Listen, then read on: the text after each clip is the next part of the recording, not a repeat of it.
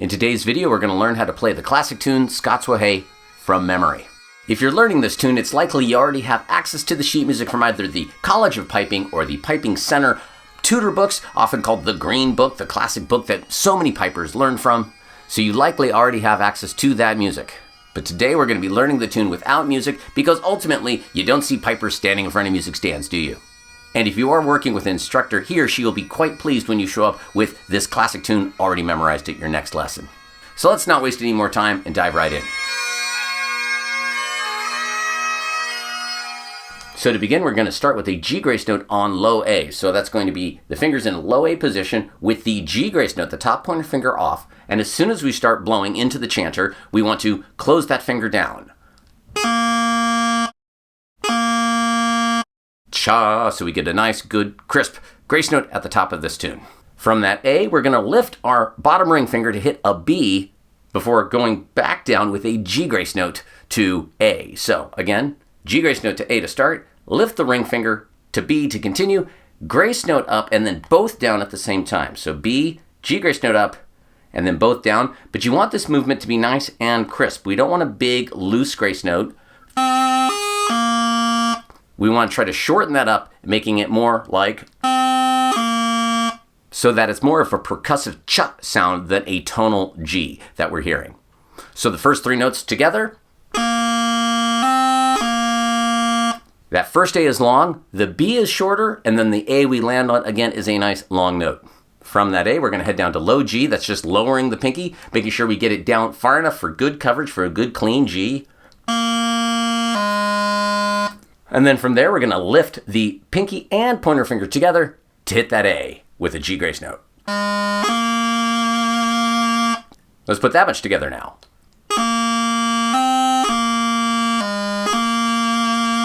From this A, we're going to lift the ring finger to head to a B, and then we have our first ornament, the light D throw in this case. Now, if you already know heavy D throws, that's awesome, but if you do, you probably don't need this video. We're going to be going over the light D throw. If you want specific exercises on the light D throw, link up there to my video on it or in the description below. But it's relatively straightforward to teach right here. From this B, we're going to head down to a low G, lift all three fingers for a D, head down to a C by lowering our pointer, and then back up to a D.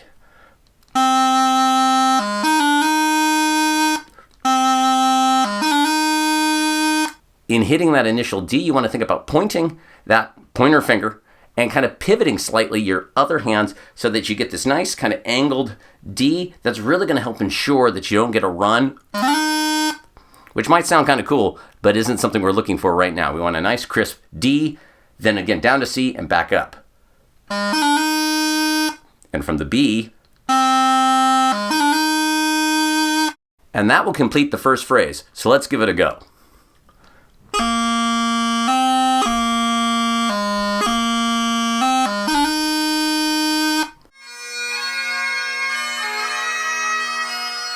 Heading into phrase 2, coming off of the D at the end of phrase 1, we're doing a G grace note down to B, so that's going to be the top pointer finger and bottom pinky up, and then we're going to lower three fingers, the top pointer and bottom pointer and middle, down to B. Again, trying to make that G grace note nice and crisp. You don't want, if you can hear the tonality of the grace note, it's too big and open. We want to make that motion shorter and smaller. So maybe practice that change enough times that you can get it nice and crisp. From that B, we're going to head up to a C. So that's the middle finger up, pinky finger down. And yes, it does matter. On the practice chanter, you really can't hear. There's a slight difference, but you can't really hear it. But on many pipe chanters, it actually can really flatten that C to have the pinky up. So as you're making this change, make sure you're not lazy and leaving that pinky up. It's got to be a nice crisp switch down. But then from that C, we're going to do another G grace note down back to B. So that's going to be pointer up, pinky up, and then the pointer and middle down. So going back to the D at the end of phrase 1, putting all this together so far.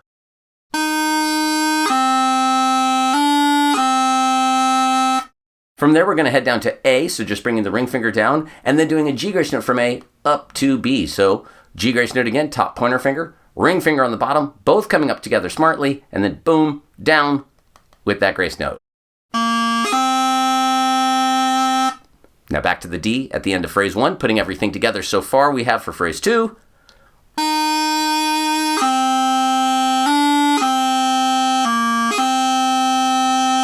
From this B, we're going to head up to C, again making sure that we get that pinky down.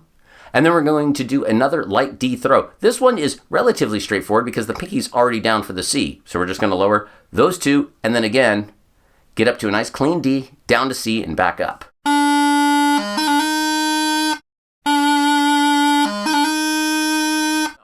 Let's try all of phrase 2 from that D at the end of phrase 1.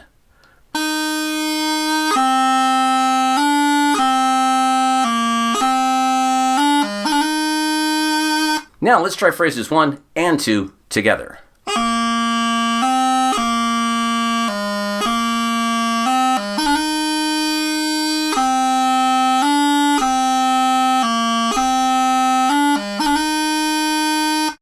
If you can't yet do all of that in one breath, each time you try playing it, see if you can get maybe just one more note out before you take a breath. We want to make sure we're building our lung capacity as we're learning how to play the practice chanter here.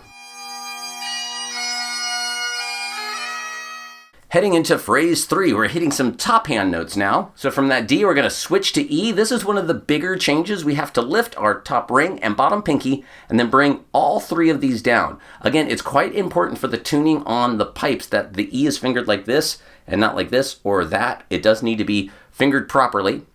But we also want to make sure we avoid a crossing noise here, which would be if these came down first and then the lifting happened. You can hear that low noise. You can hear that low noise that creeps in there. That's something we want to avoid. On the pipes in particular, those low notes are far louder than the ones in the middle of the scale, so it really stands out. And we want to be able to control when and where all of those extraneous sounds happen. You can avoid crossing noises by making sure you lift before you lower, so that the lifting fingers are coming up before the lowering fingers have hit the chanter. They are kind of overlapping as you do the motion, but think about them overlapping about a centimeter above the chanter, not on the chanter. And not. At the same point, we don't want it too open either, because you can hear that bottom hand come down. So there's kind of a sweet spot where that switch is happening and it's barely audible, but we definitely want to avoid that crossing noise. So we've done the D to the E. Now we're going to do a G grace note to F. This one, we're going to lift both the middle and pointer together and then quickly, smartly bringing that top pointer down. Then from this F, we're heading up to high A. For that, we're going to lift our thumb and our pointer and bring the ring finger down. Let's start on the D at the end of phrase 2 and work our way to this high A. From that high A, we're heading back to E. Another chance for a crossing noise here, so we have to make sure that top ring finger is lifted before we lower all 3 of the rest, and we want them coming down together. And not. No low A's, but we also want to make sure we don't get a run. There's any number of ways these fingers can come down out of order and hear extra notes in there. So think about all 3 coming down. From that E, we're going to head back up to F. That's just lifting the middle finger. And from that F, we're going into yet another light D throw. So from here, we're going to lower, boom, everything back to low G. Again, wanting to make sure all fingers come down together. And not. Lots of chances for run. Think about boom, everything together at one time. But once you get to the low G, the light D throw is played the same as it was the last 2 times.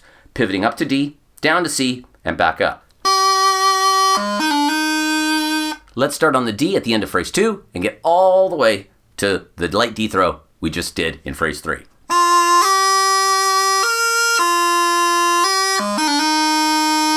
From this D, we're going to switch back up to an E. So again, avoiding that crossing noise. And then another G grace note to F, same as we did before. Both up, one down. And that F ends phrase 3. So let's try all of phrase 3 from the D at the end of phrase 2.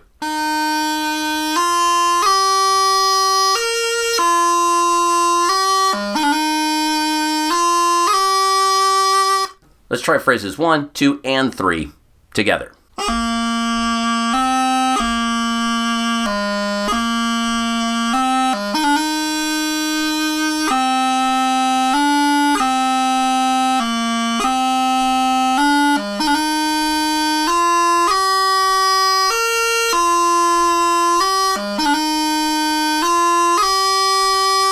And let's take a second and talk about the rhythm of the piece. It's kind of an alternating long, short, long, long, short, long, short, long, short, long, long, short, long, short, long, short, long, short, long, short, long, short, long, short, long. So far, the only place this rhythm didn't continue alternating each one was that last note of phrase 1, where you had a really long note before heading to yet another long note. Otherwise, the rhythm has really just been kind of 2 beats to 1 beat. Bum, bum, bum, bo, bum, bum, brum, bum. With that one exception being kind of a 3-beat note at the end of the first phrase. Let's bring part 1 home and get to this ending phrase. From the F at the end of phrase 3, we're heading down to an E, so it's just the lowering of the middle finger. Then from here, we have an E G grace note to D. One of the trickier changes in this tune right here. This one gums up a lot of people. You're needing to lift your top pointer and all 3 on the bottom. So you're left with just your thumb and middle finger on top covering holes, and everything else is open. But just for a split second, because from here we're going to lower both on top and the pinky on the bottom to head to a D. Let's try a few of these nice and open. Let's not make that grace note chirpy quite yet.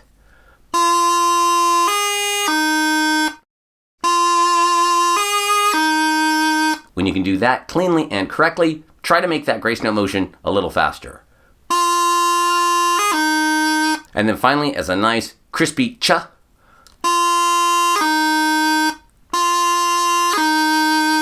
Spend some time right here making sure this is good, clean, and accurate. It might take 5 minutes. It might take 30 minutes. It might take more than that. This change is very common though, and it's worth your time to get it right. From that D, we're heading down to a B. That's going to be kind of a pivoting of the hand to some degree. We're kind of pivoting the pinky off, bringing both of the pointer and middle down together. And then from here, we're going to actually separate that B with a G grace note. This is the first time in this tune we're using a grace note simply for separating notes and not changing notes. This one's pretty straightforward, just sticking that G grace note in between 2 Bs. Let's put that all together from the F at the end of phrase 3.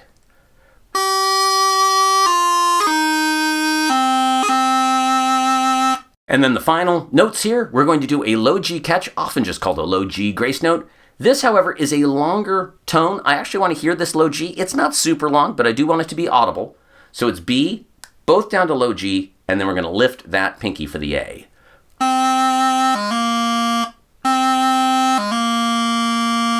But when we get to that A, we're going to separate with the G grace note, just like we did with the B a moment ago.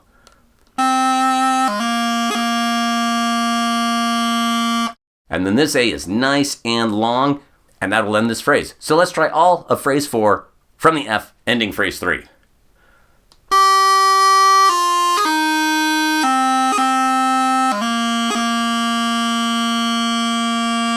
Let's put that all together now from the beginning of the tune. I am going to take a breath at the end of line 1. I recommend you find a place to breathe as well. That's a lot of music to try to play in one breath. You're welcome to give it a try. I'm probably going to take a breath.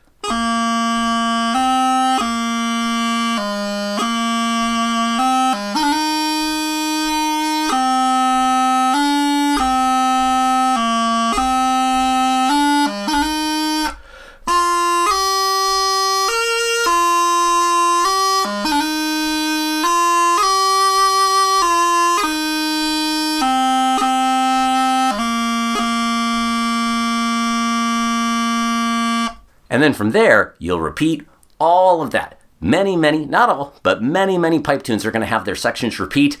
It's not optional. Don't just do it once. So let's play it twice right now.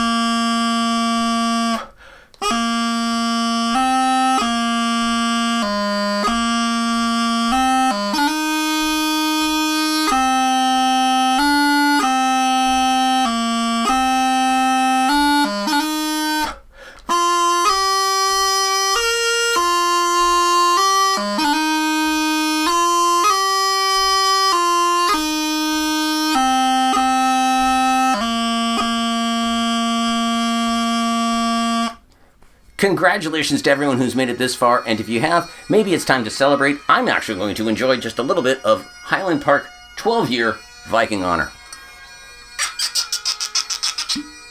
Nice squeaky cork, that's a good sign. This bottle's been somewhat studied already, as you can see there. Lovely honey color here. A bit of honey, but again, I'd say floral. Floral and honey with a bit of smoke on the nose.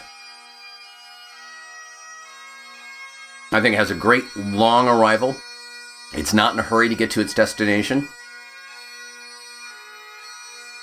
Now again, just a hint of that smoke, but it's like kind of a strong backbone to the rest of that honeyed sweetness I'm getting. Almost kind of a raisin, dried fruit. So I'd say it's on the sweeter end. So if you have a bourbon drinker in your life and they don't know much about the single malt world, the Viking Honor 12-year Highland Park here may well be a great introduction for them. I think the finish is a bit more smoke forward and kind of like a burnt caramel as it's kind of coming forward, probably from the smoke. But again, absolutely lovely dram here. Highly recommend the Highland Park. All right, break time's over. Let's get back to work. So starting part 2, we're going to be coming off of a low A in part 1 and popping right up to an E without a grace note. From here, we're going to do a G grace note to F. From here, we have a tapping grace note, the first tapping grace note we're using to separate notes in this tune. In this case, it's just the middle finger of the top hand very quickly down to that E. It's not both, it's just the one finger. And then yet another G grace note on F to separate it yet again. We can't readily tongue the notes. I mean, you can on the practice chanter, but again, that's of little use when you get to the pipes and the air is constantly flowing down to the reed, which is why we're using the grace notes to separate notes here. After those 3 Fs, you're going to head back to an E before doing yet one more G grace note to yet another F.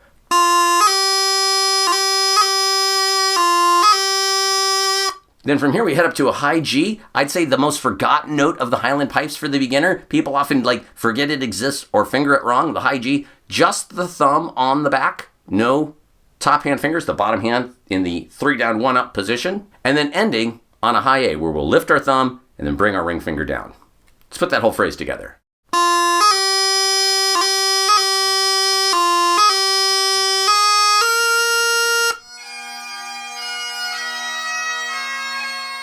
Heading into phrase 2 of part 2. From that high A, we're going to head down to an F. So again, ring finger up, both the thumb and pointer down, and then a G grace note to E. So we've gone up one direction, now we're heading down. So it's 1 up, both down. From here, we're going to tap a low A. That seems like it might be difficult, but I promise you, it's not so bad. The bottom hand's already in an A position. So when you tap that ring finger, you're going to sound a low A. Make sure you have good, solid coverage with the bottom 3. You want to make sure it's a good, solid A for a good attack to separate those E's. From there, we'll separate a third E with one more grace note. Let's go from the high A at the end of the first phrase of this part through these notes.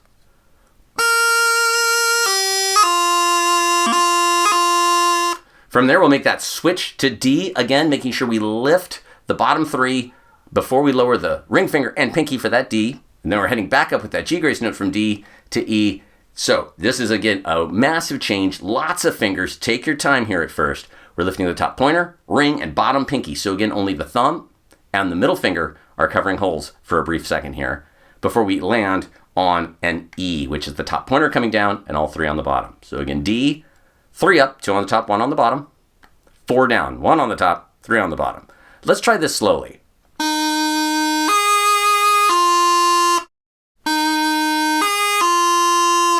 As you do this, work it up in speed until that grace note can actually come out nice and chirpy and cleanly.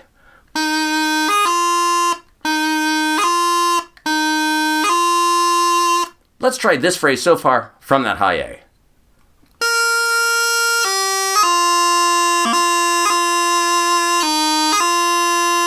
From here, we're going to head up to an F, and then we're going to go into the high G doubling.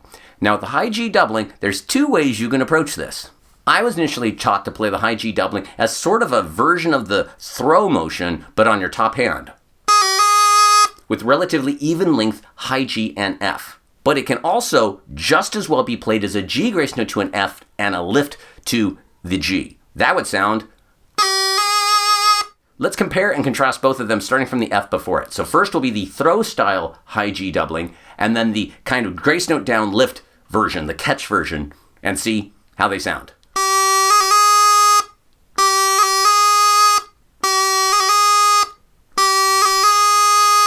That said, if you're working with an instructor, I don't want to tell you which one to do. I want you to ask your instructor which version they prefer, which one they want you to do, and go with that one. In this tune, given all the other light D throw motions I'm doing, I personally prefer the more open throw style, but it is not wrong to do it the other way. I do, however, have to pick one when playing this, so I'm going to do the throw style high G doubling. And there's links below to videos for both the throw style high G doubling and the catch style high G doubling below in the description, so you can figure out which one you want to do. And again, if you have an instructor, do the one that they prefer. For me, however, again, I'm going to do the throw style. Let's put this whole phrase together now.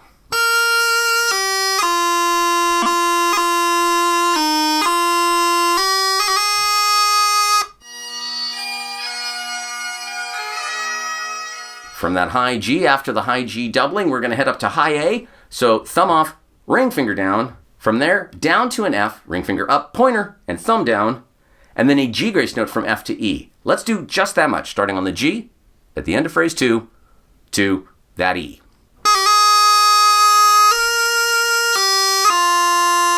From that E, we're going to head up back to F, that's just lifting the middle finger, and then another light D throw. We've already done this motion in phrase 3 of part 1. Same idea from F, lowering everything to low G, up to D, down to C, and back up to D. Then another switch from D to E, no grace note, but we still want to make sure we avoid that crossing noise. 2 up, 3 down, and then a G grace note to F, both up, 1 down on that top hand. And the last phrase is the same as the last phrase of part 1.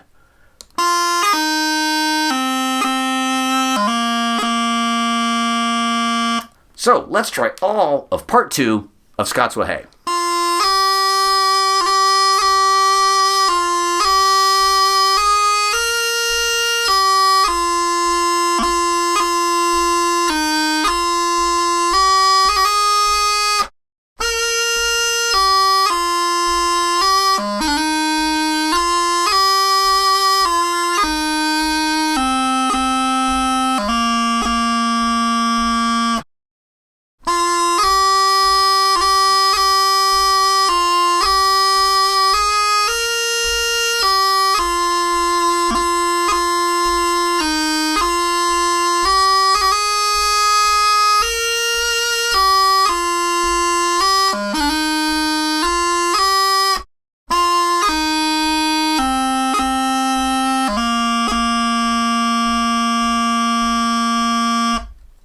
Now, let's hear it on the full Highland pipes.